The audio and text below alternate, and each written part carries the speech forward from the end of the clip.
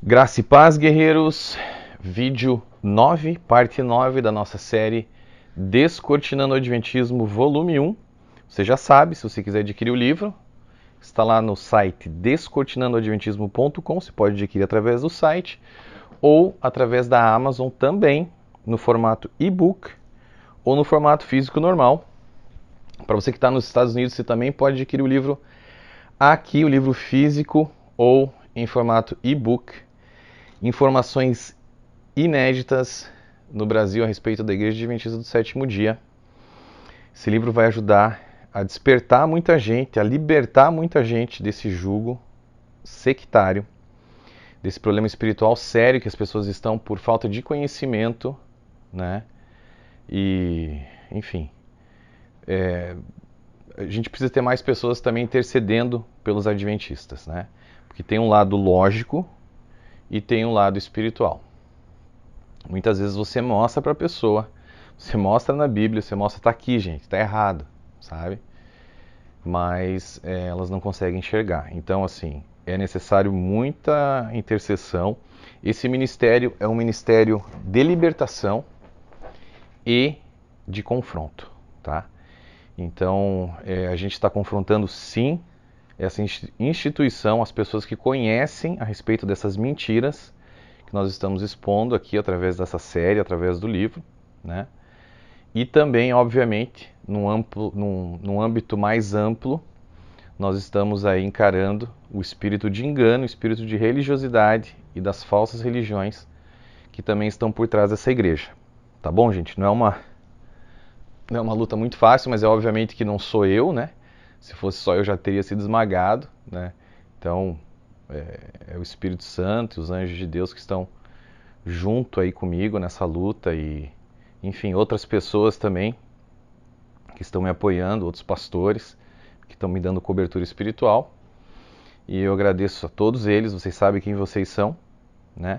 E também quero deixar aqui meu agradecimento especial às pessoas que fizeram uma nota no livro, ao pastor Vinícius Iracete, né, o profeta Vinícius Iracete, lá do Rio Grande do Sul, que prefaciou o livro, a pastora Tânia Tereza, que tem talvez o maior ministério de libertação do Brasil, aí, reconhecido internacionalmente, muito obrigado. E também ao pastor Vanderlei Bibar, né, que é um professor de teologia aí, ensina há mais de 25 anos, forma pastores ali da Assembleia de Deus há muitos anos já. Ele que é mestre em heresias e seitas, também fez uma nota no livro. Então essas três pessoas, o meu muito obrigado. E também ao pessoal da Jocum, né, que acreditou no trabalho e está aí junto com a gente. Que Deus abençoe vocês. Bom, hoje, gente, a gente vai trazer uma bomba aqui, tá? Que talvez seja uma das maiores gafes religiosas da história, né? Assim, é um absurdo, tá? A gente vai falar aqui sobre o calendário caraíta e a data do dia 22 de outubro de 1844, né, que até hoje é comemorada pelos adventistas como a data em que, ok, houve um grande desapontamento, mas vocês sabem da história, para você que vem acompanhando, vocês já sabem, ela acabou se tornando aí a data, né, principal da história do adventismo, porque essa data, segundo eles, é exatamente o dia em que Cristo adentrou no lugar santíssimo pela primeira vez, tá? No céu, no santuário do céu, e começou aí a fazer a investigação, né, de todas as pessoas que já passaram nesse mundo, todos os que já morreram e no determinado momento na história, né, do mundo, ele vai entrar e vai começar a julgar também os que estão vivos, né, que a gente não sabe se ele já começou nessa doutrina maluca, se ele já começou a fazer isso, ou se não, ou se ele ainda está investigando os mortos. Enfim, a gente vai chegar nisso daqui a pouco, mas antes disso, eu quero trazer para vocês, para vocês ficarem na expectativa aí, também ficarem até o fim, tá? Porque essa bomba é gigante. A gente vai falar sobre isso hoje, vai falar também sobre a doutrina da porta fechada, que qualquer uma dessas coisas já é um absurdo, mas eu quero trazer antes disso uma outra pérola aqui, tá? Algo chamado o Comitê de Daniel e o comitê de Glacier-View, né? O que são esses dois comitês? Bom, assim, a gente sabe, né, que essa doutrina do juízo investigativo, ela basicamente, ela não é considerado algo sério, né, levado a sério por nenhum teólogo não adventista.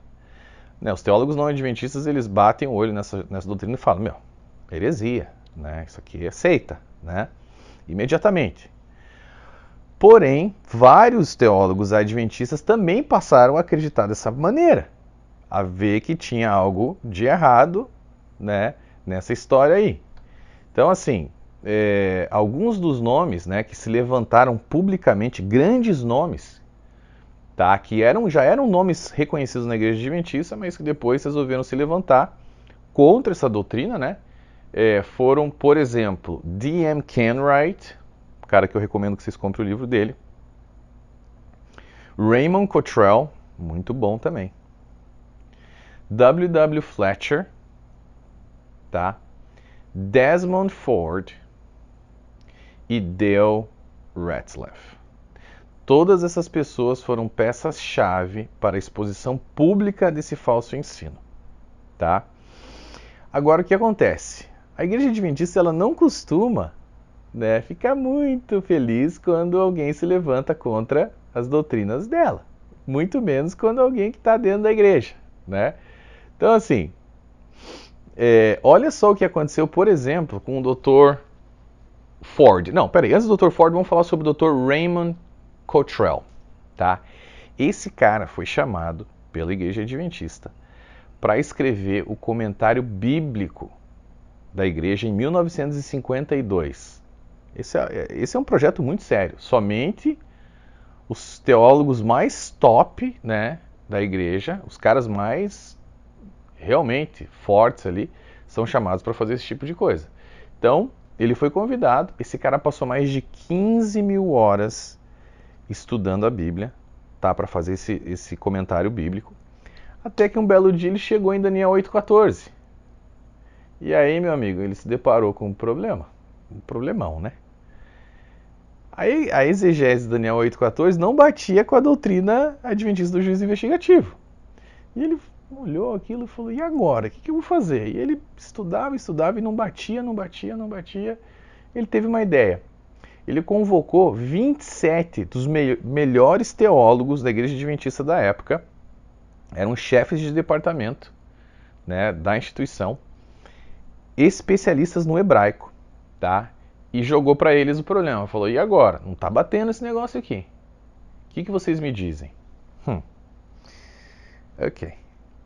Voltou para ele em uníssono, o seguinte relato. Olha o que eles escreveram para ele numa carta. Esses 27 teólogos. Não existe, abre aspas, não existe nenhuma base linguística ou contextual para a interpretação tradicional adventista de Daniel 8,14. É isso mesmo. Esses 27 maiores teólogos da igreja adventista escreveram isso de volta para o Dr. Cottrell. E agora? E agora que coisa apertou, né? O que vai fazer? Ligou o presidente, falou, senhor presidente da Conferência Geral Adventista, né? Senhor presidente, estamos com um pequeno grande problema. Que foi? Amiguinho, não tá batendo esse negócio de Daniel 8,14 aqui não. E não sou só eu que estou dizendo. Tem mais 27 teólogos, os melhores que a gente tem, que estão dizendo que não bate. Quer que eu leia para você o que eles falaram? Não precisa. Não, eu vou ler. Não existe nenhuma base linguística ou contextual para a interpretação tradicional adventista de Daniel 8,14. Agora que você já falou, eu vou ter que fazer alguma coisa, né? O presidente disse e ele fez. O que ele fez? Ele reuniu um comitê chamado Comitê de Daniel. Entre 1961 a 1966, esse pessoal se encontrou num lugar secreto, porque era para ser secreto, né? Mas claro que essas coisas acabam sempre aparecendo. E esse povo se reuniu ali durante todo esse tempo, tá? com o objetivo de anular qualquer tipo de pensamento dissidente a respeito da doutrina do juízo investigativo. Que foi que aconteceu? Eles não conseguiram chegar num acordo, porque obviamente não batia a doutrina, né, com a Bíblia. E aí, o que eles fizeram? Debandaram o comitê, rasgaram qualquer tipo de relatório, não teve relatório oficial sobre isso, foi como se aquela reunião nunca tivesse acontecido. Ele falou, cada um vai para sua casa, esquece que isso aconteceu, vamos seguir nossa vida. Só que tem um problema. O Dr. Raymond Cottrell não engoliu essa história. Isso aí não caiu muito bem para ele, não. O que ele fez? Ele passou a vocalizar publicamente, tá, a discordância dele a respeito dessa doutrina. Então ele é um dos caras que, de fato, encarou ali a instituição e começou a dizer que aquilo ali estava errado, né? A Igreja Adventista não mandou ele embora. Ele foi talvez o único cara público conhecido que não foi mandado embora, mesmo da igreja, mesmo vocalizando publicamente tudo o que ele pensava a respeito dessa doutrina. Porque será, né? Porque esse cara sabia de muita coisa. Esse cara estava no comitê de Daniel, então para a igreja era melhor manter ele quietinho, manter ele ali mesmo falando, deixa ele falar, mas não vão mandar ele embora para a coisa não estourar pior. E foi isso que eles fizeram. Tudo bem, agora, teve um outro cara chamado Desmond Ford, Dr. Ford, ambos são PhDs, né? O cara que vira PhD é difícil ele não saber da verdade, tá? Então, assim, ou ele sabe, tá quietinho ali na dele, ou ele sabe e começa a falar, tá? O que aconteceu com o Dr. Ford? Num belo dia, num seminário na Pacific Union College, uma universidade bem conhecida adventista, esse cara resolveu falar o que ele de fato pensava sobre essa doutrina, publicamente, né? E aí, o que aconteceu? O que aconteceu foi que o nosso amigo se meteu num grande problema, tá? A igreja resolveu criar uma espécie de corte adventista, né? Tipo uma santa inquisição, assim, adventista, para julgar esse cara. E eles chamaram isso de Comitê de Glacier View ou Sanctuary Review Committee, tá? Eles reuniram ali várias pessoas né, muito importantes na época para a igreja, para julgar se o que o Dr. Ford estava dizendo era verdade ou não, mas era mais para julgar a pessoa dele do que para julgar a doutrina em si, né? Porque já tinha acabado de acontecer uma reunião a respeito da doutrina e eles não chegaram em lugar nenhum. Então eles, não, vamos fazer um comitê aqui, vamos se reunir a respeito desse cara aí, Dr. Desmond Ford, australiano, altamente respeitado. Esse cara escreveu, ele se preparou muito bem, tá? Dr. Ford se preparou muito bem com um relatório de quase 1000 páginas a respeito do assunto, mas coisa ninguém leu, praticamente ninguém leu, tá? Que foi no comitê. E um dos seus únicos defensores, adivinha quem que foi? Dr. Raymond Cottrell, que estava lá. Tá? Tentou argumentar em favor ali do Dr. Ford, mas não obteve sucesso. Pra vocês terem uma ideia de como é pesado esse negócio na igreja. 2 caras de peso ali, tá? E a igreja, não vamos aceitar. Que eles chegaram? Qual foi a conclusão que eles chegaram no final dessa história toda? Dr. Ford, o senhor tem 2 opções. Ou o senhor vem publicamente e nega tudo que você disse a respeito da teoria da doutrina do juízo investigativo, ou, infelizmente, você vai ter que, né, você vai ter que ser demitido, né? E aí, o Dr. Ford, que era um cara muito honrado, ele morreu ano passado, 2019, ele disse, não, eu não vou fazer isso, eu não vou publicamente contra a minha consciência, estão malucos? Façam o que vocês acharem melhor. E, de fato, eles demitiram ele, tá? Demitiram o Dr. Ford ali da igreja. E isso teve consequências catastróficas para a igreja.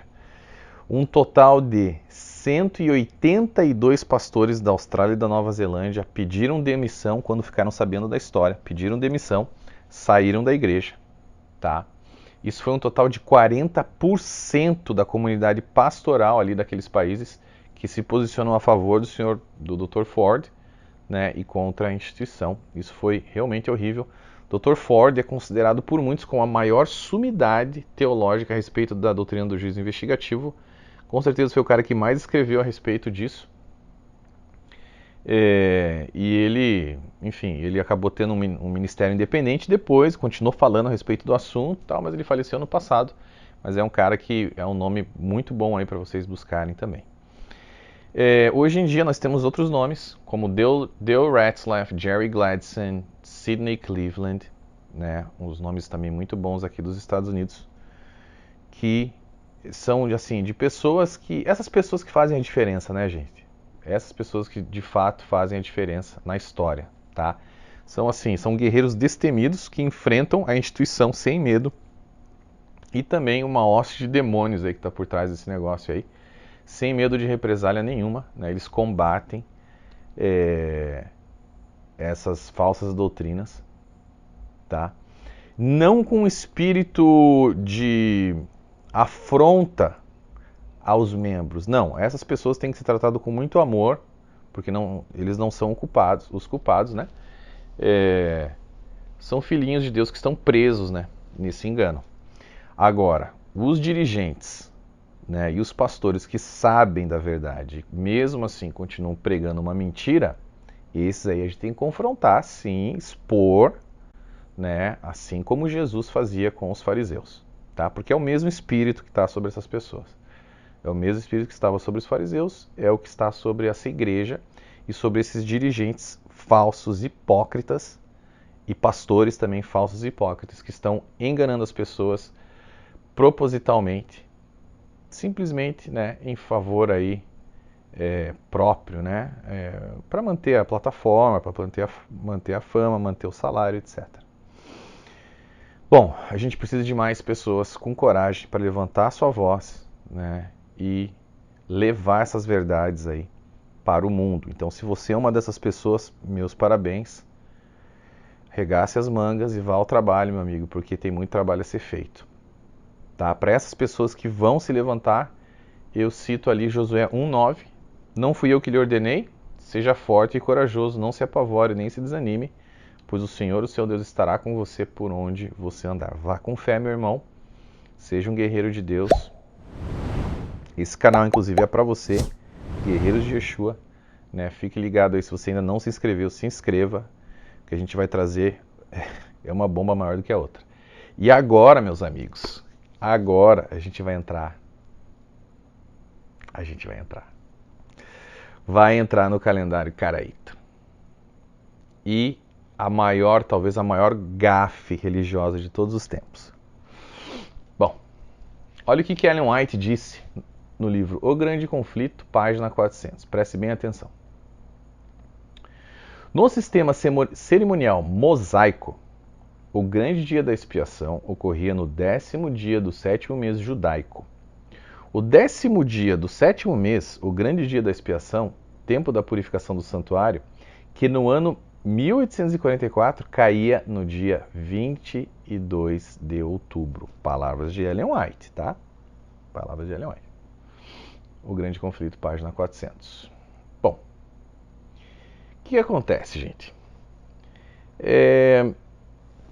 Eu já falei para vocês, né, que assim, a grande maioria dos adventistas sabe disso, né, que sem o juízo investigativo não há igreja adventista do sétimo dia, tá? Isso, assim, qualquer dirigente sabe, qualquer dirigente da igreja sabe disso, tá? Porque envolve as 3 mensagens angélicas, envolve o sábado também, o juízo investigativo, né? Envolve tudo, tá? Bom, essa também foi a razão de existir dessa igreja, lembrem-se, né? Segundo eles, Deus tinha levantado essa igreja para pregar a respeito do juízo investigativo, tinha escolhido eles, né, como igreja verdadeira para trazer essa mensagem ao mundo. Então, essa é a espinha dorsal e a razão de existir dessa igreja, tá? Muitos pensam que é o sábado, mas não é o sábado, é a doutrina do juízo investigativo. Bom, como nós já falamos, quem trouxe essa data para o jogo ali, né, na época o movimento millerita, foi um cara chamado Samuel Snow, né? Esse cara, como a gente já disse, ele demonstrou ali um alto nível de insanidade mental logo após o grande desapontamento do dia 22 de outubro de 1844. Passou a dizer que ele era o profeta Elias, passou a dizer que se o mundo não concordasse, não aceitasse as mensagens dele, viriam calamidades, viriam pragas, viriam guerras, tudo porque eles não estavam ouvindo a voz dele, do senhor Samuel Snow. Ok. Esse cara ficou lelé da cuca e a igreja decidiu afastar a imagem dela, né? Ellen White e tal, aquele povo todo, decidiu se afastar ali de Samuel Snow porque o cara, né, tinha virado um caso clínico mesmo de insanidade.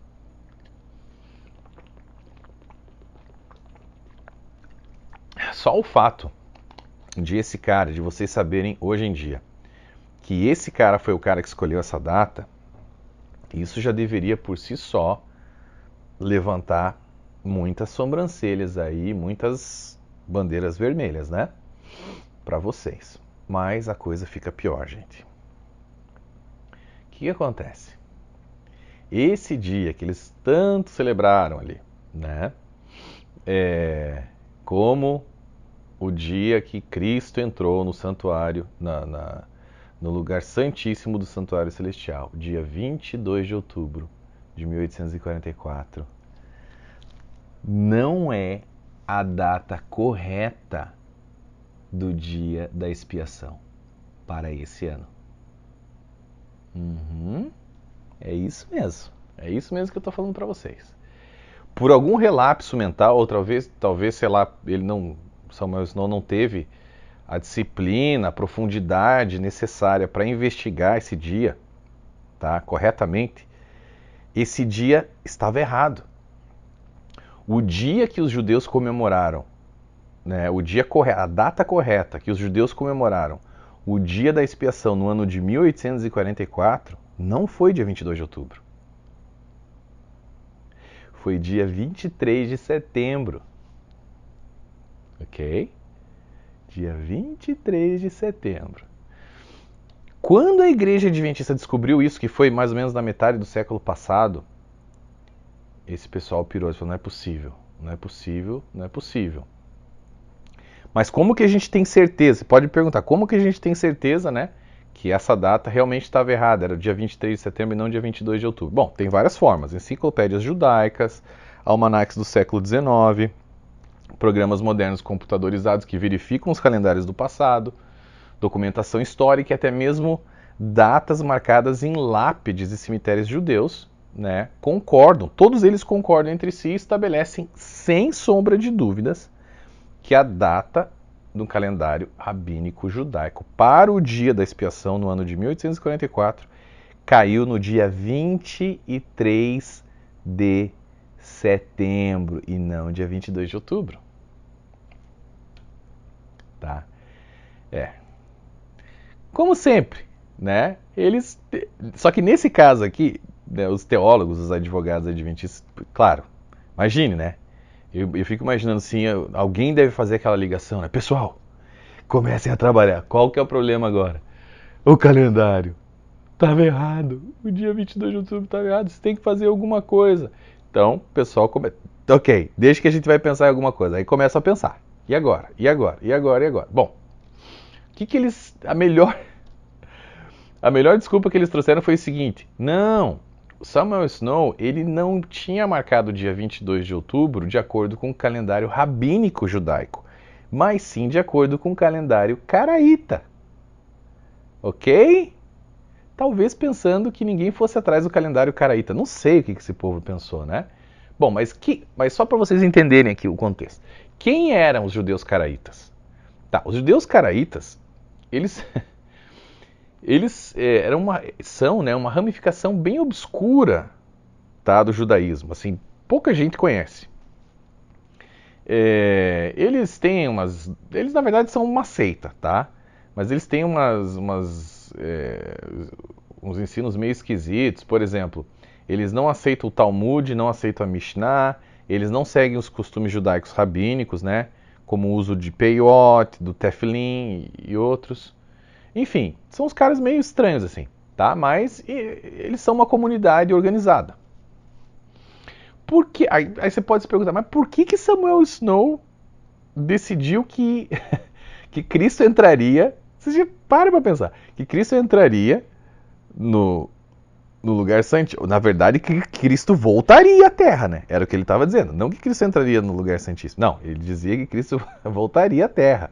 Tipo, a gente tem que acreditar em um pedaço da revelação. Não na revelação inteira, é só um pedacinho. E o pedacinho que a gente tem que acreditar é esse.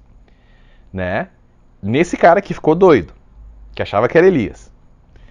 Que simplesmente no dia 22 de outubro, segundo o calendário caraíta, né, Jesus iria voltar, mas na verdade não era isso, que Jesus entrou no juízo, no lugar santíssimo do santuário celestial aqui. Tá, mas por que o calendário caraíta? Por quê? Por que esse povo aí, super desconhecido? Ninguém sabe o porquê. Absolutamente ninguém tem a menor ideia do porquê, né, de ele ter escolhido, se de fato ele escolheu o calendário caraíta. Ninguém sabe. É o que a Igreja Adventista diz. Mas tudo bem. Vamos, na verdade, assim,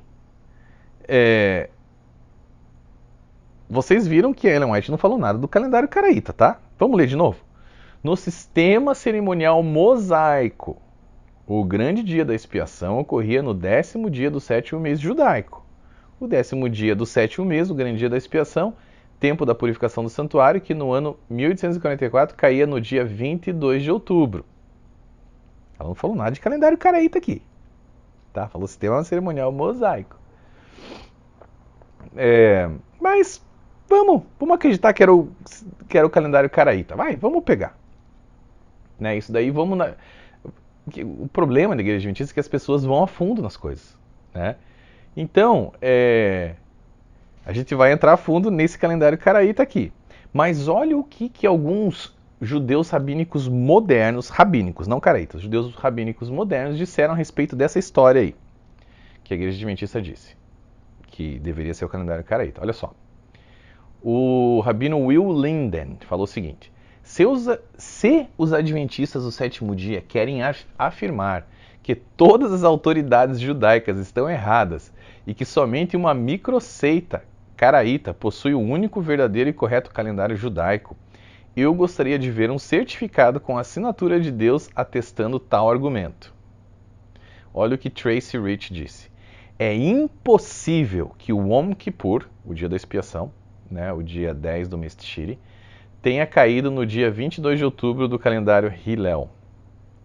Olha o que Susan Prohofsky, professora da Purdue University de Lafayette, Indiana, disse. É especialista nessa área. O dia da expiação nunca caiu tão tardiamente durante o ano, nunca nem perto do dia 22 de outubro. Ok. Agora, eu quero fazer uma comparação para vocês terem uma ideia, porque vocês podem pensar, mas o calendário caraíta deve ser um calendário, né, que tem uma disparidade muito grande comparado ao calendário judeu normal, né, rabínico.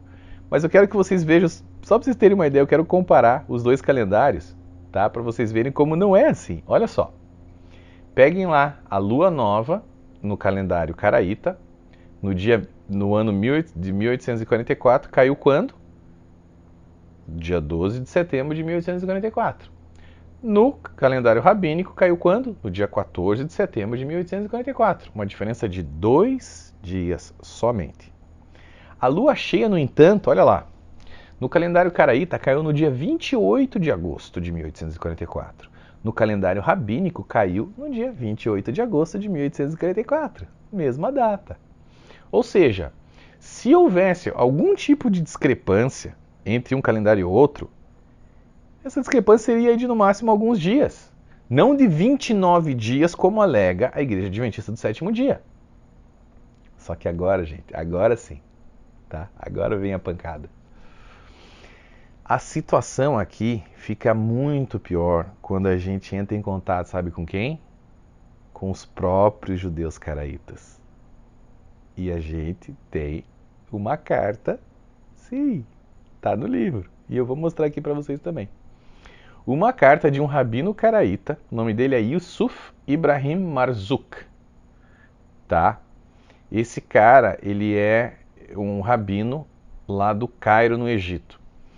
Um sujeito chamado, um pesquisador e escritor chamado E.S. Ballinger, tá? Publicou no seu livro The Gathering Call o seguinte comentário sobre o que aconteceu. Olha só.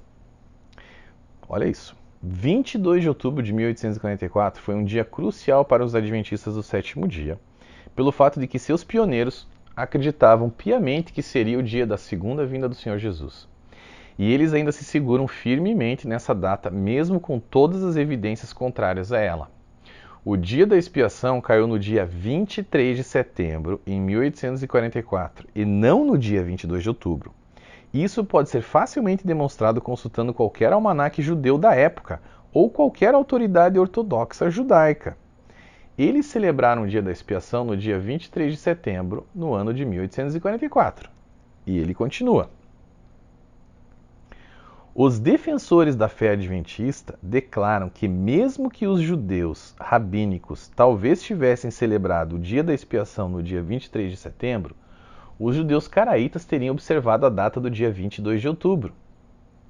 Nós fizemos uma cuidadosa investigação a respeito do assunto e nós descobrimos que essa assertiva é falsa. O rabino líder dos caraítas de Cairo, Egito, Yusuf Ibrahim Marzouk, respondendo à nossa pergunta a respeito do dia da expiação do ano de 1844, escreveu: sobre as datas da Páscoa e do dia da expiação, Yom Kippur, elas foram as seguintes. No ano de 1843, o Yom Kippur caiu numa quarta-feira, dia 4 de outubro, no mesmo dia que o calendário rabínico. Já no ano de 1844, o dia da expiação caiu no dia 23 de setembro, uma segunda-feira, tanto no calendário caraíta quanto no calendário rabínico. Olha isso daqui, gente. Aqui está a carta do nosso amigo Yusuf Marzouk. Tá vendo ali o selo? Né? Para vocês dizerem que eu não estou inventando. Olha aqui, isso aqui está no meu livro, tá? Bonitinho. A carta dele, escrita à mão e assinada e carimbada. Ok? Meu amigo. Se isso não for suficiente, tá? Para você acreditar que, ou melhor, para você enxergar que você está numa seita, eu não sei o que vai ser, tá? De fato, aí, se isso aqui não é o suficiente, aí eu largo os bets com você, tá? Agora é o seguinte, o fato é, Ellen White, ela errou o ano, ela errou o mês, o dia, a doutrina, errou a profecia, errou tudo, tá? Essa mulher, aliás, nunca acertou uma profecia sequer. Me diz como é possível isso. Uma profetisa, uma mensageira do Senhor, nunca acertar uma profecia. Complicado, hein? E tá aqui a prova, né, dessa farsa e talvez da maior gafe histórica da história da religião, tá? É isso daqui, ok?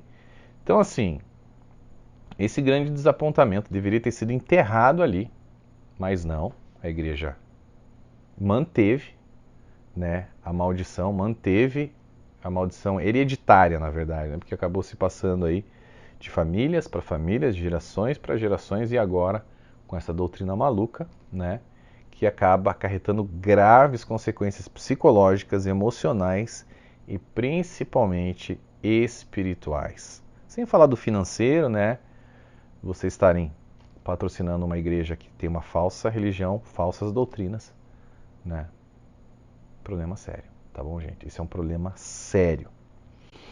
Ok, então, tendo dito isso, tá, guarda bem isso daí, manda esse vídeo para os seus amigos adventistas, por favor.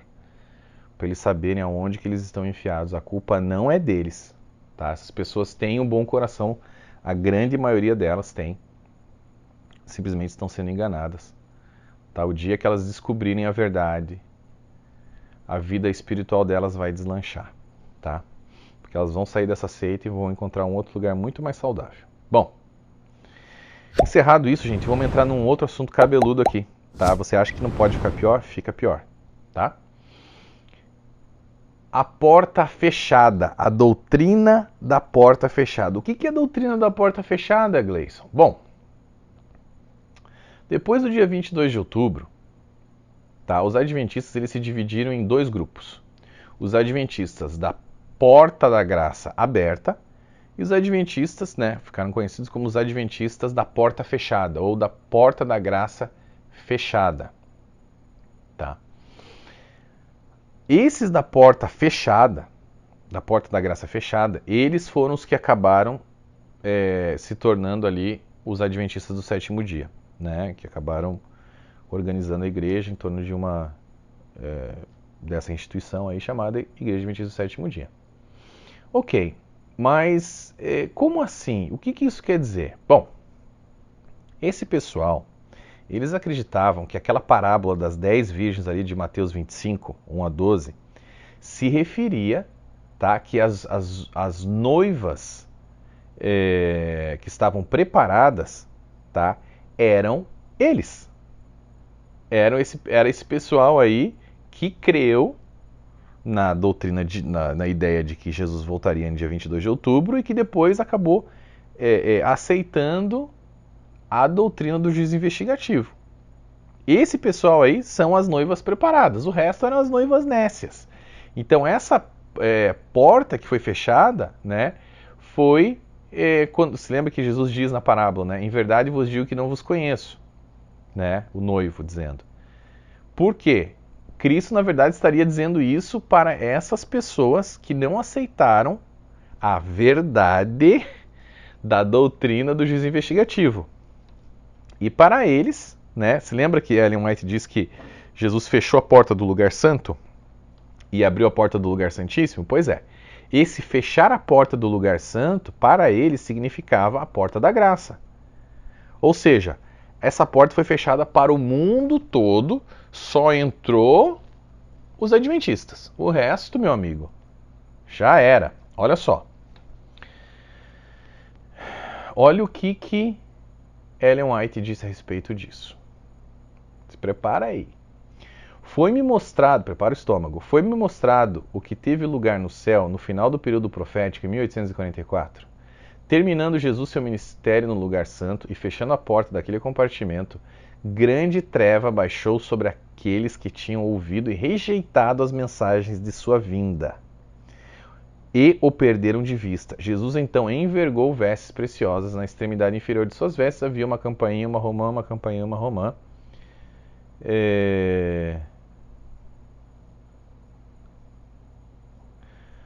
Claro, aí o que ela diz? Foi-me então ordenado que observasse os dois compartimentos do santuário celestial. A cortina ou porta foi aberta e foi-me permitido entrar. Ah, ela entrou, né?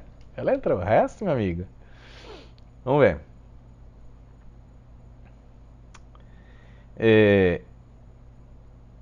É bem provável, tá, que essa ideia, porque assim, você escuta falar sobre o fechamento da porta da graça, até hoje na Igreja Adventista o pessoal está sempre falando isso. Ih, acho que a porta da graça vai se fechar, a porta da graça vai se fechar. Essa ideia, e essa ideia também exclusivista, que tem muito forte dentro da Igreja Adventista, provavelmente surgiu desse negócio aí, tá? Foi um desdobramento disso daí. Aí o que acontece? Vamos falar a história como ela foi, tá? Eles tiveram essa ideia, mas assim, logo em seguida, eles tiveram essa ideia ali, né, no dia 22 de outubro, tal. A partir do dia 22 de outubro de 1844 eles tiveram essa ideia. Mas, a partir do dia 23, né, quando eles ouviram toda a história de Hiram Madison, etc. Mas ali em dezembro, eles desistiram da teoria da porta fechada, né? Olha só, mas olha que loucura que é esse negócio aqui. Eu vou falar porque eu quero falar toda a verdade para vocês, né? Então olha só. Olha o que James White, o marido de Ellen White, escreveu: quando ela recebeu sua primeira visão, ela sendo Ellen White, entre 22 de outubro de 1844 e o fim de dezembro de 1844, ela e todo o grupo de Portland, Maine, onde seus pais moravam, desistiram da teoria do clamor da meia-noite e do ensino da doutrina da porta fechada, como se tivesse ficado no passado. Ok, desistiram. Legal. Legal que desistiram. Tá? Só que tem um pequeno problema. Eles, logo em seguida, voltaram a pregar isso aqui. Eles readmitiram essa doutrina. Tá? Olha só esse negócio aqui, gente. Presta bem atenção. Isso aqui... isso aqui é pesado demais. Meu Deus, olha esse negócio aqui. Isso aqui está no livro Primeiros Escritos, tá? Isso aqui é uma outra bomba. Olha isso daqui. Tinha uma luz brilhante. Essa visão ela é bem conhecida. Tinha uma luz brilhante colocada por trás deles no começo do caminho, a qual um anjo me disse ser o clamor da meia-noite. Essa luz brilhava em toda a extensão do caminho e proporcionava claridade para seus pés, para que assim não tropeçassem. Se conservavam o olhar fixo em Jesus, que se achava precisamente diante deles, guiando-os para a cidade, estavam seguros. Mas logo alguns ficaram cansados e disseram que a cidade estava muito longe e esperavam ter entrado nela antes. Então Jesus os animava, levantando seu glorioso braço direito. E de seu braço saiu uma luz que incidia sobre o povo do advento, e eles clamavam: Aleluia! Outros temerariamente negavam a existência da luz atrás deles e diziam que não fora Deus quem os guiara tão longe. A luz atrás deles desaparecia, deixando-lhes os pés em densas trevas, de modo que tropeçavam e, perdendo de vista o sinal e a Jesus, caíam do caminho para baixo no mundo tenebroso e ímpio. Agora olha isso daqui, ó. Olha essa próxima parte. Era tão impossível para eles, né, os que abandonaram a fé no movimento de 1844, voltarem ao caminho e irem para a cidade, como para todo mundo ímpio que Deus havia rejeitado. Eles caíram ao longo de todo o caminho, um após o outro. Meu Deus. Anota esse negócio aí, tá? Agora eu vou continuar só mais um pouquinho, porque isso aqui também é um outro absurdo. Logo ouvimos a voz de Deus, semelhante a muitas águas, a qual nos anunciou o dia e a hora da vinda de Jesus. Os santos vivos, em número de 144 mil, reconheceram e entenderam a voz, ao passo que os ímpios julgaram fosse um trovão ou terremoto. Ao declarar Deus o tempo, verteu sobre nós o Espírito Santo, o nosso rosto brilhou com o esplendor da glória de Deus, como aconteceu com Moisés na descida do Monte Sinai. Meu Deus, por qual heresia nós vamos começar aqui? Vamos falar dessa última, tá? Para já liberar, porque não faz parte do assunto, mas eu só quero pontuar esse negócio aqui. Vocês viram, né? O qual nos anunciou o dia e a hora da vinda de Jesus. Ellen White era obcecada pela volta de Jesus. Ela era obcecada. E ela disse aqui, e eu vou falar sobre ela mais, né, bem detalhadamente no volume 2, mas isso aqui eu não podia deixar passar. Dia e a hora da volta de Jesus. Então Deus falou para ela. O dia e a hora da volta de Jesus. Nem Jesus sabe. Nem Jesus sabe. Mas ela sabia. Aí chegaram para ela, só que, né, ela escreveu isso. Então chegaram para ela e falaram: Ellen White, conta que sou teu truta, né? Você ouviu aí tal, dia, hora, conta pra mim, conta só pra mim e tal. Aí, tipo, o pessoal começou a perguntar, né? Cada vez mais. E aí, qual que é essa data, Ellen White? Eu sou tua comadre. Fala aí. Aí ela, o que ela resolveu falar? Ela falou: ó, gente, o negócio é o seguinte, eu esqueci. eu esqueci. O que eu posso fazer? Eu ouvi, mas eu esqueci. Então eu não posso dizer. Porque eu esqueci. Ah, então tá bom. Você esqueceu, tá tudo bem. Olha o nível. Bom, mas o nosso foco aqui não é esse, na verdade. O nosso foco é essa frase aqui, ó. Era tão impossível para eles voltarem ao caminho e irem para a cidade como para todo o mundo ímpio que Deus havia rejeitado. Bom, Eles caíram ao longo de todo o caminho um após o outro. Tá. Diante dessa frase, o que a gente pode tirar?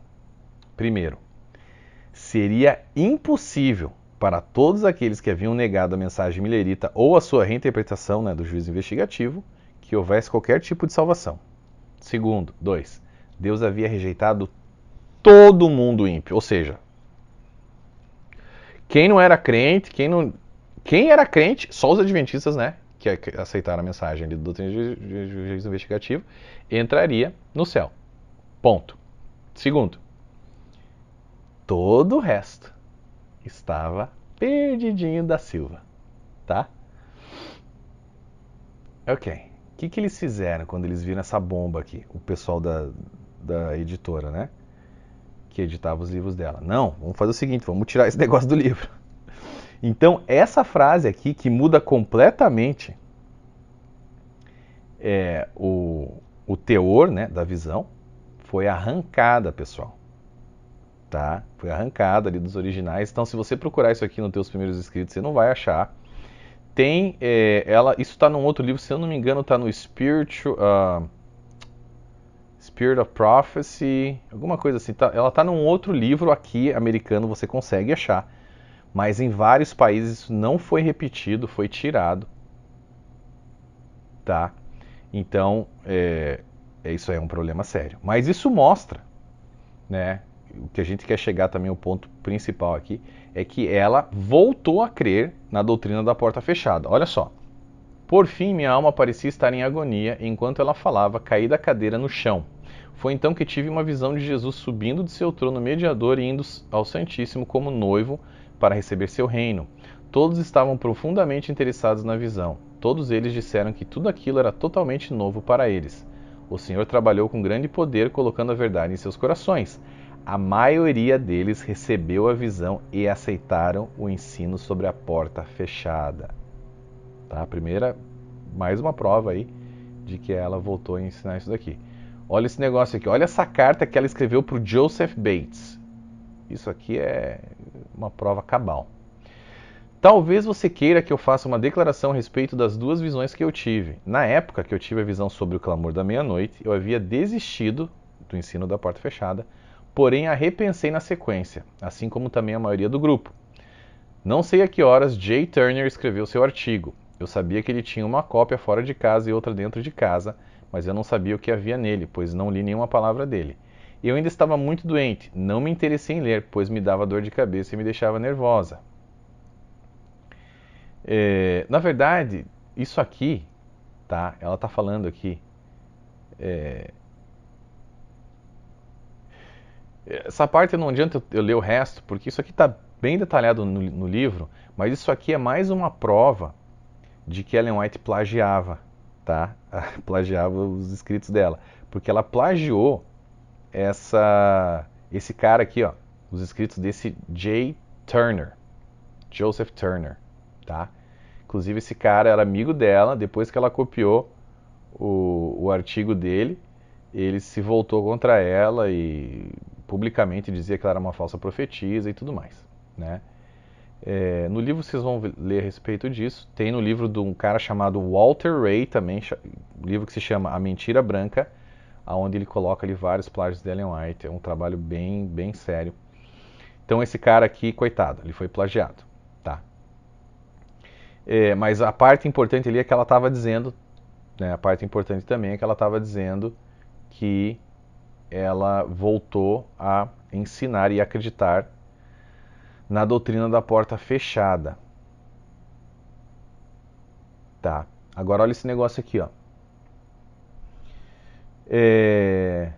Olha o que James White escreveu a respeito disso. Quando chegamos nesse período do tempo, após 22 de outubro de 1844, toda a nossa simpatia, fardo e orações pelos pecadores terminaram. E o sentimento e testemunho unânime era de que o nosso trabalho pelo mundo havia terminado para sempre. Ele ainda usa um verso bíblico, pois assim como ele é, nós semelhantemente somos nesse mundo. Meu Deus. Os ramos vivos na terra simpatizarão e se moverão em conjunto com a videira verdadeira no céu. A razão pela qual os ramos vivos sentiram que seu trabalho foi realizado pelo mundo foi porque os 2.300 dias haviam terminado. Olha o problema dessa doutrina aqui.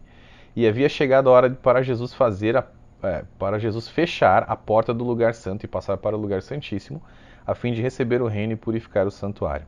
Essa mudança tão maravilhosamente descrita em Daniel 7, 13 e 14 responde à vinda do noivo e da porta fechada na parábola das 10 virgens de Mateus 25. Olha a prova aqui. Ele ainda é misericordioso com seus santos e sempre será, e Jesus ainda é seu advogado e sacerdote. Mas o pecador, a quem Jesus estendeu os braços todo esse tempo e que rejeitou as ofertas da salvação, ficou sem advogado. Quando Jesus saiu do lugar santo e fechou a porta em 1844, a igreja apostatada que rejeitou a verdade, essa verdade sendo o clamor da meia-noite de 1844 e depois a reinterpretação sobre a doutrina do santuário, também foram rejeitados e feridos pela cegueira. E agora, com seus grupos e com seus rebanhos, vão buscar o Senhor como ainda um defensor dos pecadores, mas diz o profeta, Oséias 6,7, eles não o encontrarão, ele se retirou deles. Eles agiram traiçoeiramente contra o Senhor porque eles tiveram filhos estranhos. A razão pela qual eles não encontram o Senhor é simplesmente por isso. Eles o procuram onde ele não está. Ele se retirou para o lugar santíssimo. Olha essa loucura. O profeta de Deus chama seus convertidos criados pelo homem de estranhos filhos.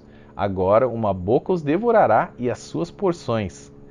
Diz o opositor, eu acredito que Jesus ainda está no propiciatório. Em resposta a essa afirmação, deixe-me dizer, Jesus nunca esteve no propiciatório e nunca estará. O propiciatório está no lugar santíssimo, onde Jesus entrou no final dos 2.300 dias. Sua posição está sobre a arca dos 10 mandamentos, e sobre ela estão os querubins da glória diante do propiciatório do nosso grande sumo sacerdote e apresenta seu sangue por Israel. Então assim, um louco encontrou outro, né? James White com Ellen White, fechou a tampa ali, o cara era doidinho também.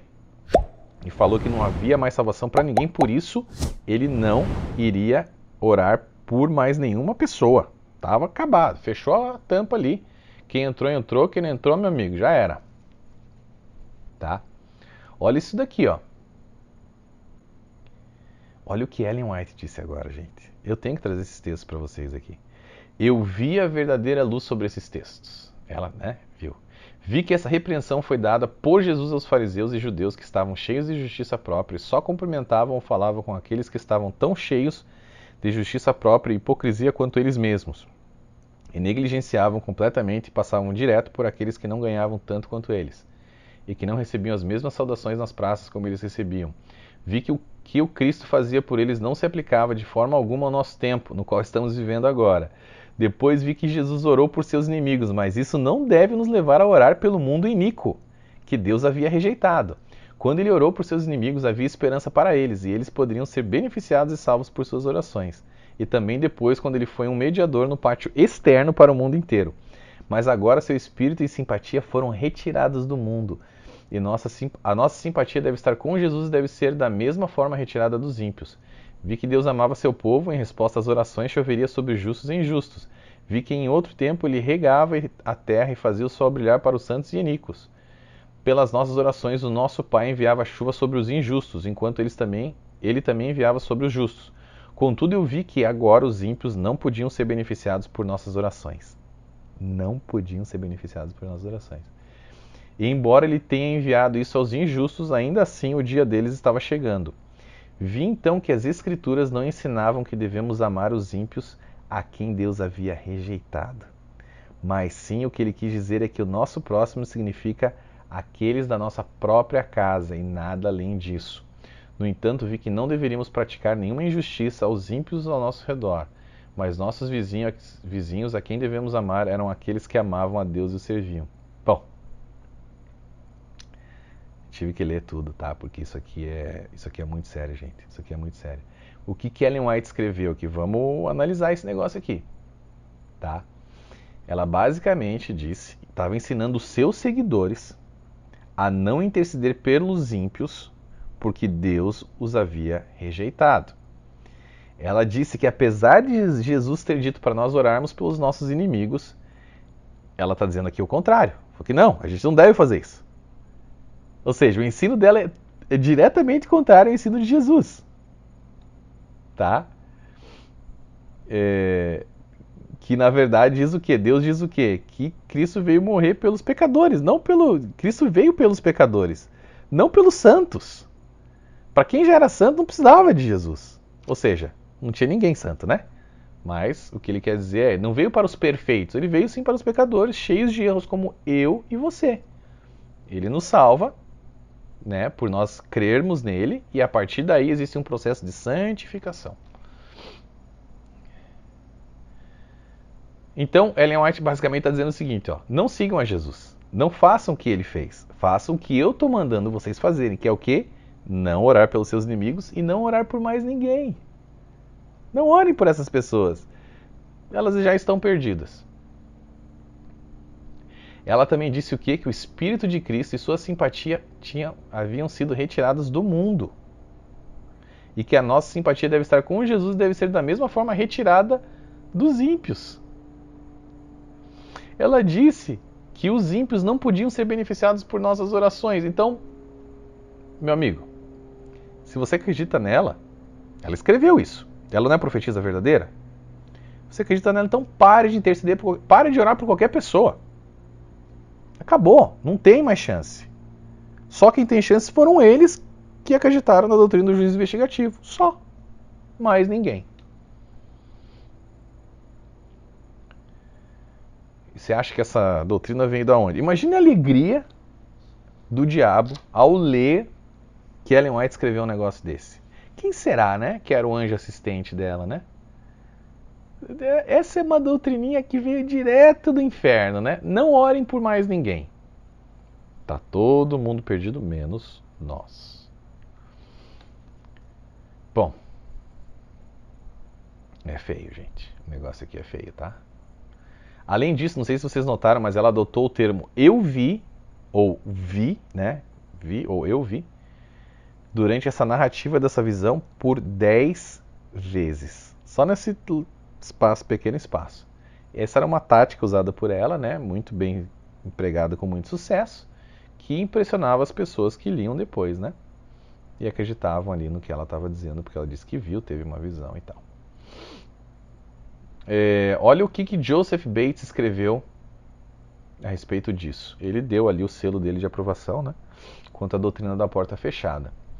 Ele diz o seguinte: os 2.300 anos se completaram no outono de 1844. Ali, o seu trabalho, o trabalho de Cristo, terminou com relação à sua ministração de intercessão pelo mundo todo para sempre. Ali a porta foi fechada. Não só isso. Segundo Bates, esse processo final de expiação duraria 7 anos e depois disso Cristo voltaria à Terra. Ou seja, Cristo voltaria à Terra no ano de 1851. Olha o que ele diz aqui. As 7 manchas de sangue no altar de ouro e diante do propiciatório, creio com convicção, representam a duração dos procedimentos judiciais contra os santos vivos no Santíssimo, que durante todo esse tempo estarão em aflição. Sim, durante esses 7 anos. Deus por sua voz os libertará, porque é o sangue que faz expiação pela alma. Então o número 7 encerrará o dia da expiação. Esse é o período de duração da terceira mensagem angélica, e nos 6 últimos meses desse período de tempo, eu entendo, Jesus irá realizar a sua colheita com a sua foice na nuvem branca. Quem acreditou e pregava também isso? Sim, Ellen e James White. Olha o que ela escreveu aqui, que a gente pode entender, né, que de fato ela concordava. Numa visão dada em 27 de junho de 1850, meu anjo acompanhante disse: o tempo está quase terminado. Refletis como deveis a amorável imagem de Jesus? Foi-me indicado então a terra e vi que tinha de haver uma preparação da parte daqueles que nos últimos tempos abraçaram a terceira mensagem angélica. Disse o anjo: preparai-vos, preparai-vos, preparai-vos. Tereis de experimentar uma morte para o mundo, maior do que jamais experimentastes antes. Vi que grande obra a ser feita por eles, e que havia grande obra a ser feita por eles e pouco tempo para fazê-la. Pouco tempo para fazê-la. Esse pessoal acreditava na volta de Jesus em 1851. Mas agora o tempo está quase findo, e o que durante anos temos estado aprendendo, eles terão de aprender em poucos meses, né? Numa outra visão que ela teve em setembro de 1850, ela viu o seguinte, né? Vi que o tempo para Jesus permanecer no lugar santíssimo estava quase terminado, e esse tempo podia durar apenas um pouquinho mais. Numa carta escrita para o casal Loveland, no dia 1º de novembro de 1850, a senhora White relatou o seguinte: Minha visão vem à minha frente e as palavras do anjo agora parecem ecoar em meus ouvidos. Prepare-se, prepare-se, prepare-se. O tempo está quase terminando, quase terminando, quase terminando. Chore, chore, para que o braço do Senhor seja revelado, para que o braço do Senhor seja revelado. O tempo está quase terminando. O que você faz, você deve fazer rapidamente. Ai, o fanatismo religioso, meu Deus, alcançou níveis estratosféricos aqui nessa mulher e ela derrama tudo isso daí em cima, né, dos membros da Igreja Adventista. E vocês recebem. Olha a carta escrita pela irmã dela, Sarah Harman, para P.D. Lawrence, em 29 de julho de 1850. Disse o seguinte: eu creio que esse será o último inverno que veremos antes que Cristo, nosso sumo sacerdote, volte. Vamos ver para Deus em fiel sacrifício para Ele. Então, assim, todo mundo que estava com ela, todo mundo acreditava, 1851 seria o último ano ali, antes, né? Cristo voltaria, então, em 1851. Joseph Bates foi o cara que botou muita lenha nessa fogueira aí, e por causa disso, tá? Pelo fato de, obviamente, Jesus não ter voltado em 1851, Ellen White deu-lhe um chute na bunda, não quis mais saber de Joseph Bates, se mudou para um outro lugar, tá? Dos Estados Unidos, ali distante, onde ninguém conhecesse ela e James White, porque eles ficaram bem queimadinhos ali, tá? Depois de 1851, porque ela dizia que Jesus voltaria em 1851. Ela corroborou o ensino de Joseph Bates e ela ensinava isso para outras pessoas. Bem, a gente não vê nada do Evangelho aqui, gente. Absolutamente nada. Não existe nenhum traço do Evangelho, tá? Que é o quê? João 3,16, Deus amou o mundo de tal maneira que deu seu Filho unigênito para todo aquele que nele crê, não pereça, mas tenha vida eterna. João 5,24, em verdade vos asseguro, quem ouve a minha palavra e crê naquele que me enviou, tem a vida eterna, não entra em juízo, mas passou da morte para a vida. A gente vai falar muito sobre o Evangelho no último vídeo dessa série, tá? Mas a gente quer jogar algumas pitadas aqui, porque chega a ficar denso espiritualmente um clima lendo tantas heresias. A gente precisa do Evangelho para dar uma quebrada, né? Para que essa água viva de Cristo entre e lave, né, toda essa sujeira. Tá? Vocês sabem, Romanos 8:1, já não há mais condenação para aqueles que estão em Cristo Jesus. Romanos 8:32, aquele que não poupou o seu próprio Filho, mas o entregou por todos nós, como não nos concederá juntamente com ele gratuitamente todas as demais coisas? Porquanto pela graça sois salvos, por meio da fé, isso não vem de vós, é dom de Deus, não vem por intermédio das obras, a fim de que ninguém venha a se orgulhar por esse motivo. Efésios 2:8 e 9. Clássico, né? Então, segundo Paulo, né, vocês já sabem, quem prega um evangelho diferente é considerado maldito. Depois vocês leem lá em Gálatas 1:6 a 9. Olha o que D.M. Kenwright escreveu, né, no livro sobre a vida de Ellen White, sobre essa história da porta fechada. Será que foi realmente Cristo e o Espírito Santo que levaram esses fundadores da Igreja Adventista do Sétimo Dia a perder por anos todo o seu fardo e simpatia pelos pecadores a ponto de deixar de orar por eles? Será que Cristo estava os guiando quando eles ensinaram que ele não era mais um amigo dos pecadores? Será que Jesus estava os guiando quando eles ensinavam que ele não era mais um defensor dos pecadores e que o mundo inteiro havia sido rejeitado por Deus, deixando sem o Espírito Santo, entregue a Satanás, e que todas as igrejas, exceto as suas, eram a sinagoga de Satanás, castelos do diabo de fato? Será que foi realmente um anjo vindo de Deus que contou à senhora White toda essa mensagem inteiramente falsa? Tal teoria parece blasfêmia. Se Deus não os guiou com relação a isso, será que ele os guiou depois disso? Será que ele está os guiando agora? Será que é Deus que está guiando a Igreja Adventista agora? Eles continuam pregando a doutrina do juízo investigativo, gente. Depois de todas essas barbaridades que vocês viram aqui. Tá, para encerrar, vocês podem se perguntar, mas e como que essa porta se abriu de novo, gente? E como que essas pessoas acreditaram, continuaram acreditando em Ellen White? Bom, uma das estratégias dela foi se mudar, né? Ela foi para longe, começou a angariar outras pessoas ali, porque a ideia da seita é sempre a mesma. eu vi, era uma profetisa, blá blá blá, as pessoas acabam sendo atraídas. E ela era muito. Ela tinha um dom ali de enganar mesmo as pessoas, tá? Ela influenciava mesmo. E assim, o que eles fizeram, gente? O que aconteceu? A igreja começou a tomar forma, tá? Começou a se reunir mais gente, cada vez mais gente, cada vez mais gente, e eles continuavam ensinando essa doutrina da porta fechada. Mesmo depois de 1851, mesmo depois de que daí eles viram que Cristo não voltou em 1851, esse ensinamento permaneceu ali. Só que teve um problema. As pessoas da comunidade adventista começaram a ter filhos. E eles começaram a reclamar, falaram, escuta, meu filho nasceu, e aí? Ele não pode entrar? Pô, dá um jeitinho aí, tá com a gente aí. Tem como entrar, não? Eles, né, não estavam lá na época do grande desapontamento e nem entendem muito bem o que é a doutrina do juiz investigativo. Na verdade, nem eu entendo também, mas dá um jeitinho, abre essa porta aí. E aquilo começou a pesar, Também, outro problema, né? O pessoal começou a se casar também. E se casar com pessoas de fora da igreja, que muitas vezes também não acreditavam nessa doutrina, ou não fizeram parte daquele pessoal lá, né? Da época do grande desapontamento. E agora? Tipo, o pessoal, e agora? E agora? Ou seja, essa doutrina aí acabou, essa ideia, né, da porta fechada acabou sendo um grande tiro no pé, né, da igreja adventista aí.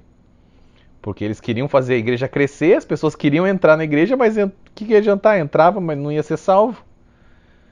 Então, coisa começou a pesar ali, mas claro, né, Ellen White tem uma habilidade com a pena dela, que a escrita dela, né, que é algo, assim, é forte o negócio aqui, bicho. Aqui tem um poder demoníaco alto, tá?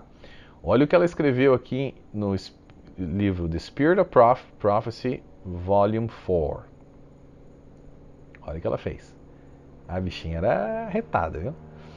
Após o tempo de expectativa, em 1844, os adventistas ainda acreditavam que o Salvador viria muito em breve. Eles entenderam que estavam vivendo um momento muito importante e que a obra de Cristo como intercessor do homem diante de Deus havia cessado. Tendo dado o aviso de que o dia do julgamento estava próximo, eles entenderam que o seu trabalho de intercessão pelo mundo havia terminado e perderam seu fardo de alma pela salvação dos pecadores, enquanto a zombaria ousada e blasfema dos ímpios lhes parecia outra evidência de que o Espírito de Deus havia sido retirado dos rejeitadores da sua misericórdia. Eles só estavam tirando sarro deles porque eles falavam um monte de besteira. Tudo isso os confirmou na crença de que o período da expiação havia terminado, ou, como eles a expressavam, a porta da graça estava fechada. Mas, olha como que ela saiu dessa. Mas uma luz mais clara veio com a investigação da questão do santuário. Agora foi vista que a aplicação daquelas palavras de Cristo no Apocalipse, dirigidas à igreja exatamente nesse momento, essas coisas dizem quem é santo, quem é verdadeiro, quem tem a chave de Davi, quem abre, nenhum homem fecha, fecha e ninguém abre. Eu conheço as tuas obras, eis que pus diante de ti uma porta aberta e ninguém pode fechá-la. Aqui uma porta aberta e uma porta fechada é vista. No final dos 2.300 dias proféticos, em 1844, Cristo mudou seu ministério do santo para o santíssimo. Quando no ministério do santuário terrestre, o sumo sacerdote no dia da expiação entrou no lugar mais sagrado, a porta do lugar sagrado foi fechada e a porta do santíssimo foi aberta. Portanto, quando Cristo passou do santuário para o santuário celestial, a porta ao ministério do antigo apartamento foi fechada e a porta ao ministério do último foi aberta. Meu Deus do céu. Nem existiam portas no templo, era só cortinas, né? Mas isso tudo bem, né? Isso aí não conta. Cristo havia encerrado uma parte de sua obra como nosso intercessor para entrar em outra parte da obra, e ele ainda apresentou seu sangue perante o Pai em favor dos pecadores. Eis que ele põe diante de ti uma porta aberta e ninguém pode fechá-la. Aí olha como ela termina. Aqueles que pela fé seguem Jesus na grande obra da expiação recebem os benefícios de sua mediação em favor deles. Mas aqueles que rejeitam a luz que há nesse trabalho de seu ministério não são beneficiados por ele. Então, mais uma vez, a hábil caneta de Ellen White resolve ele como um passe de mágica, né, ao menos o problema das crianças que estavam nascendo e, né, do pessoal que começou a se casar ali e tudo mais. Então ela alterou, simplesmente, né? Ela alterou. Olha o que mais ela escreveu aqui. Olhando para os últimos dias, o mesmo infinito poder declara com relação aos que não receberam o amor da verdade para serem salvos. É por esse motivo, pois, que Deus lhes manda a operação do erro, para darem crédito à mentira, a fim de serem julgados todos quantos não deram crédito à verdade. Antes, pelo contrário, deleitaram-se com a injustiça. Como rejeitassem os ensinos de sua palavra, Deus retirou seu espírito e deixou-os entregues aos enganos que amavam. Mas Cristo ainda intercede em favor do homem, e luz será dada aos que a procuram. Né? Olha lá. E depois o que ela escreveu? Por um curto período os adventistas se uniram na crença de que a porta da graça estava fechada. Esta posição foi logo abandonada. Não foi por um curto período, tá? Foram uns bons 8, 9 anos, no mínimo.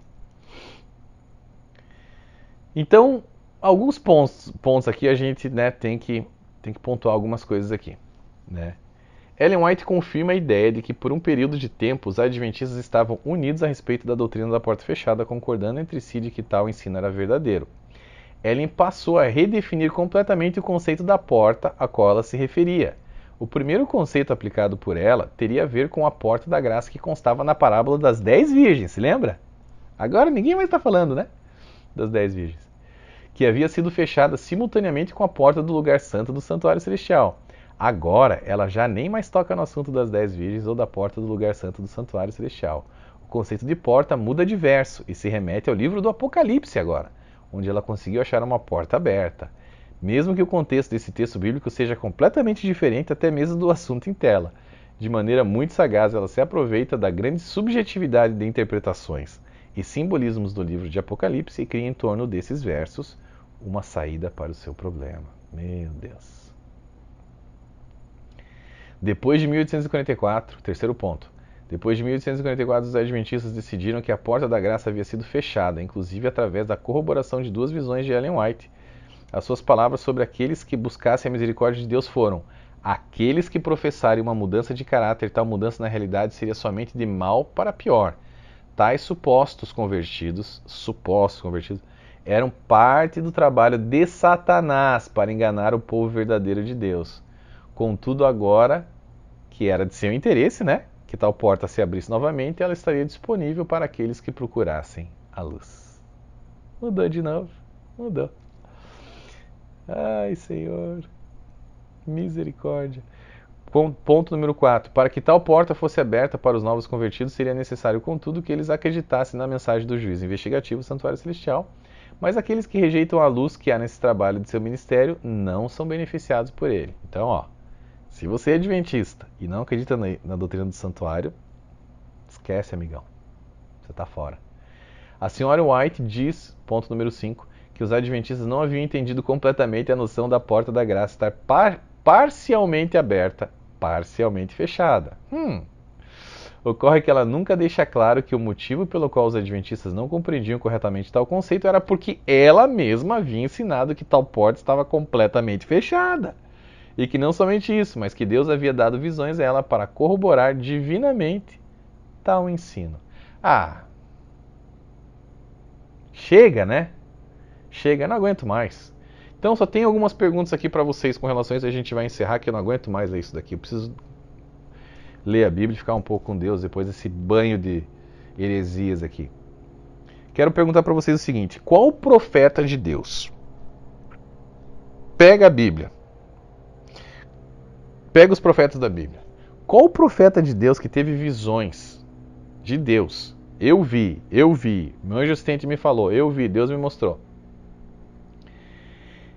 Que profeta teve visões que depois ela teve que interpretar de maneira completamente oposta aos seus entendimentos iniciais? Qual profeta que fez isso? Me diga, profeta verdadeiro. Qual profeta bíblico, né, citou textos das Escrituras que depois tiveram que ser descartados por ele, por não mais se aplicarem, né, validamente dentro da sua atual realidade? Quais profetas de Deus verdadeiros que fracassaram em todas as suas predições, erraram seus ensinos e ainda assim continuaram sendo chamados de profetas verdadeiros de Deus? Por favor, gente, me avisa, me fala aqui, me ajuda. que pelo contrário, né? O que a Bíblia fala sobre esses profetas é o seguinte. Vamos ver lá, Deuteronômio 18, 21, 22. Talvez venhas a questionar em teu coração, como vamos saber se tal palavra não é uma palavra do Senhor? Como? Se o profeta fala em nome de Yahweh, mas a palavra não se cumpre, não se torna realidade, trata-se então de uma palavra falsa, que o Senhor jamais pronunciou. Tal pessoa falou com arrogância, não o temas. Isso aqui, na verdade, né? Tem vários outros textos bíblicos, esse aqui é um dos mais leves. Uma falsa profetiza um falso profeta. Acho que ficou claro, gente, para vocês depois disso, né? Não é possível que não tenha ficado. Espero que tenha edificado vocês, te ajudado a sair desse engano, né? Hoje foi um episódio pesado aqui, pesado, muita prova consistente mesmo, tá? Para você aí meditar. Se você for adventista agora, você vai ter uma dor de cabeça, um barulhinho aí, né, antes de dormir, porque isso aqui é barulho alto, tá? Isso aqui não vai embora tão fácil, não. Você agora está sendo confrontado, não afrontado, mas confrontado, né, nessas suas crenças, que infelizmente eram falsas, e eu já passei por isso eu tenho compaixão de você, e como eu disse desde o início, eu vou levar você até a linha de chegada. Eu vou te ajudar. Eu não vou abandonar vocês assim, não. Falando, ó, tá aí a bomba, se virem. Não. Vou levar vocês até a linha de chegada. Tá? Eu vou explicar o que vocês devem fazer. Não percam o próximo vídeo. O próximo vídeo vai ser pancadão também. A gente vai entrar nos assuntos bem pesados aqui. Deixa eu até ver aqui na minha agenda o que vai ser o próximo vídeo. Ah, sim. A gente vai falar sobre o Arcanjo Miguel, tá? Que eu sei que muita gente quer saber a respeito disso. E sobre como que a Igreja Adventista ela distorce a imagem de Jesus de várias maneiras, incluindo essa, chamando ele de Arcanjo Miguel. E o porquê que eles batem tanto nessa tecla. Por quê? Vocês vão entender no próximo vídeo. Todos eles são relevantes, extremamente relevantes. Não perca nenhum deles. Se você não assistiu os vídeos anteriores, assista, tá? Tem muita pérola, muita coisa importante ali. E claro, né? Isso aqui, como eu já disse, é apenas 15% do livro no máximo. O resto você só vai encontrar. Não tem como trazer, né? Já são 15 vídeos, né, gente? Já estou trazendo muita coisa. Mas eu aconselho você a comprar esse livro e dar de presente para um amigo. Compre 2, compre 3. Dê de presente para seus amigos adventistas. Se você for pastor, estude esse livro. Pastor evangélico ou pastor adventista que está, né, recebendo essas informações de supetão. Se você já sabia disso e continua ensinando mentiras, que Deus tenha misericórdia de você, meu amigo. Que Deus tenha misericórdia de você. Acho que está na hora de sair da seita, né? É isso, gente. Que Deus os abençoe, que Deus os guarde e os proteja e que Ele traga cada vez mais luz à sua vida, tá? Luz à sua vida espiritual, para que você enxergue, né, as falsas doutrinas dessa religião adventista, não só dessa, como de outras também. Cuidado, tá? Cuidado para não sair dessa e não cair em outra seita, mas a gente vai falar sobre isso no último vídeo.